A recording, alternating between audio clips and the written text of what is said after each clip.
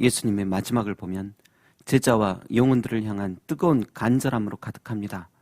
그래서 하나라도 더욱 사랑을 가르쳐 주려 하시고 한 번이라도 더 중보기도해 주시려고 애쓰시는 모습을 요한복음을 통하여 봅니다.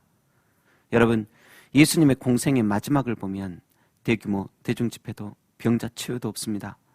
하나님과 사람 사이의 진정한 중보자답게 목숨을 버리시기 전 그 마지막 상당 시간마저도 중보기도에 투자하고 계심을 봅니다. 여러분, 예수님께서는 그렇게 그동안 많이 하셨던 중보기도를 왜 마지막까지 이렇게 더욱 신경 쓰시고 계속하실까요? 만일 제자들이나 우리가 이미 풍성히 가지고 있는 것이라면 이미 가지고 있으니까 그것에 관하여서는 기도할 필요를 못 느끼셨을 것입니다. 그런데 지금 가지고 있지도 않고 가르친다고 해서 그들이 쉽게 깨닫는 것도 아니며 나중에도 쉽게 가질 수 없는 것이기에 이것은 오직 하나님 아버지께 간절히 부탁하고 요청할 수밖에 없는 것이기에 그래서 기도하시는 것입니다. 기도라고 해서 엄청 떼쓰듯 하시는 것도 아닙니다.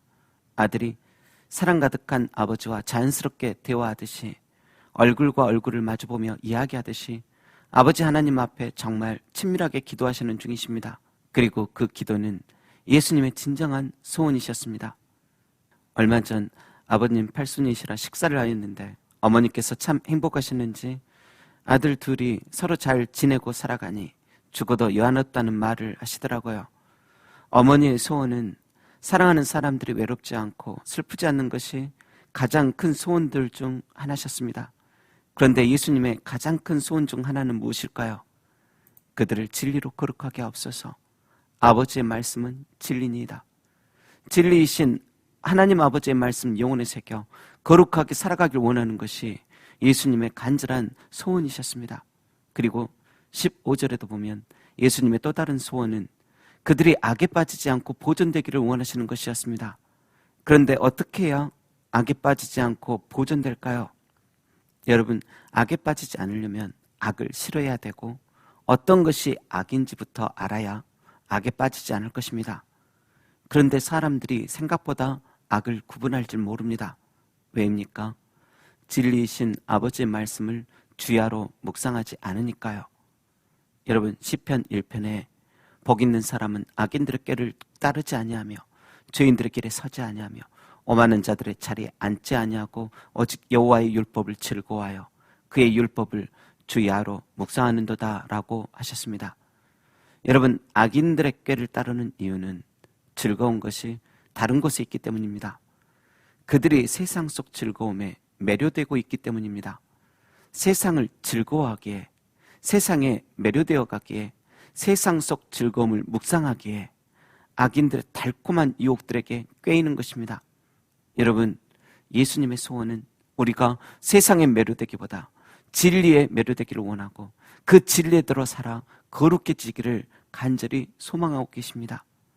이 거룩은 소극적 차원의 거룩이 아닙니다. 거룩이 너무 좋아 거룩을 따르는 삶이 너무 즐거워서 사랑에 빠진 연인처럼 거룩에 매료되는 것을 뜻합니다. 단순히 세상 것 즐거워하지 마라 정도가 아닌 세상 즐거움을 언제든지 어디서든지 마음껏 누릴 수 있는 상황이 되었을지라도 주야로 성경 읽는 것이 너무 좋고 진리로 거룩하게 살아가는 것이 너무 좋아 적극적으로 거룩에 참여하길 바라시는 것이 예수님의 바라시는 거룩입니다. 여러분, 예수님께서는 이미 이 맛을 아신 분이십니다. 아버지의 말씀을 진리로 받들고 거룩하게 살아간다는 것이 얼마나 행복하고 달콤한지를, 반대로 악에 빠지는 것이 얼마나 추하고 더러운지를 창세전부터 지금까지 너무도 잘 알고 계십니다.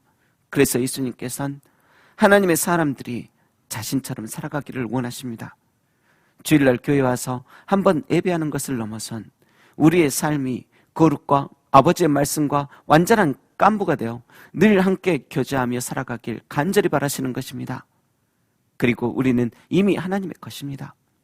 구약 성경에 관유라는 것이 있는데 이 관유가 뿌려지는 물건은 거룩히 구별이 되고 제물이 되어서 하나님 제단에 바쳐지는 하나님 것이 됩니다. 그런데 우리도 마찬가지입니다.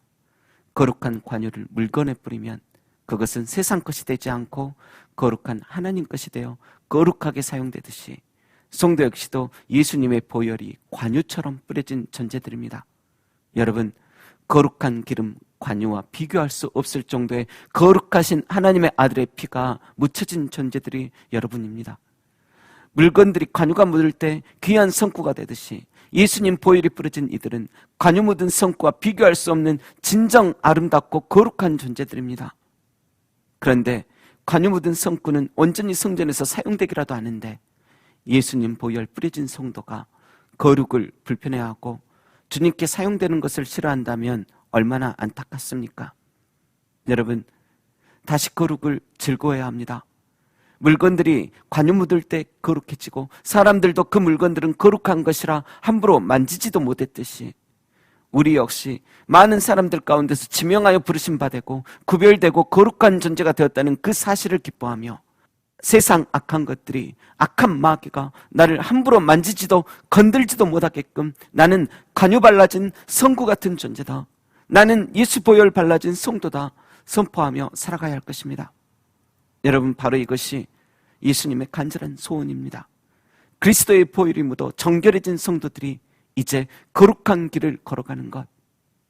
히브리서 12장에 보면 주께서 그 사랑하시는 자를 징계하신다고 하셨습니다. 그리고 하나님의 징계는 우리의 유익을 위하여 그의 거룩하심에 참여하게 하시는 것이라 하셨고, 거룩함을 따르라, 이것이 없이는 아무도 주를 보지 못한다고 말씀하셨습니다. 여러분, 하나님의 훈계와 징계의 최종 목적은 우리의 거룩함이며 우리가 거룩해질 때 주님을 더욱 바라볼 수 있고 신앙의 깊은 은혜도 맛볼 수 있습니다. 저는 자주 혈소판 수치가 결핍으로 나타날 때가 많습니다. 그런데 면역에 좋은 영양제를 꾸준히 먹으니 거의 정상이 되어갑니다. 여러분, 혈소판도 결핍이 되면 문제될 것이 너무 많듯이 거룩도 결핍하면 은혜 생활 속에서 문제들이 너무 많아지니 우리 안에 거룩의 수치를 말씀이란 영양제를 먹으면서 다시 정상으로 올려놔야 할 것입니다. 거룩이 가득해지면 결핍으로 가득한 세상 속에서도 은혜가 은혜인 줄 누리며 살게 됩니다. 내 영혼에 거룩이 차오르면 기도 생활, 성경 읽고 예배하는 생활이, 또 사회와 가정의 생활이 더 행복해집니다. 여러분, 저 하늘의 천사들과 먼저 주님 나라 거하신 백성들도 이 땅에서 거룩하게 살아가는 자들을 보며 기쁨으로 칭송할 것입니다. 그 거룩이 끝까지 이어져 가기를 진심으로 응원할 것입니다. 그리고 그 거룩한 삶들 하나하나는 생명록에 하나하나 새겨질 것입니다. 그러니 거룩함을 힘입읍시다. 거룩한 삶에서 자주 실패할지라도 포기하지 말고 거룩이 내 인생 최고의 즐거움으로 확신하며 나라는 사람 안에서 예수님의 간절하신 그 소원이 꼭 응답되도록 거룩의 씨앗 심어 거룩의 열매 맺으며 살아갑시다. 거룩은 장차 다가올 여러 악각계에서 나를 구합니다. 거룩은 나를 거짓의 영에게 묶이지 못하게 하며 영혼의 닷처럼 든든함을 줍니다. 그런데 그 거룩이 아버지의 말씀에서 흘러나옵니다. 그러니 부디 주야로 성경을 묵상하십시오. 성경을 즐거워하십시오. 분명 그 말씀은 시절을 따라 거룩이라는 열매를 맺게 하실 것입니다. 기도하겠습니다. 하나님 아버지, 거룩을 불편하게 여기지 않게 하옵소서. 가식적인 거룩보다 영혼의 중심에서 우러나오는 아름다운 거룩이 우리 삶에 옷처럼 입혀지게 하옵소서. 그리고 그 거룩은 아버지의 말씀 안에서 흘러나오니 아버지 하나님의 말씀을 즐거워하게 하시며 주야로 묵상하게 하옵소서. 시절을 따라 거룩의 열매를 맺게 하실 예수님의 이름으로 기도합니다. 아멘.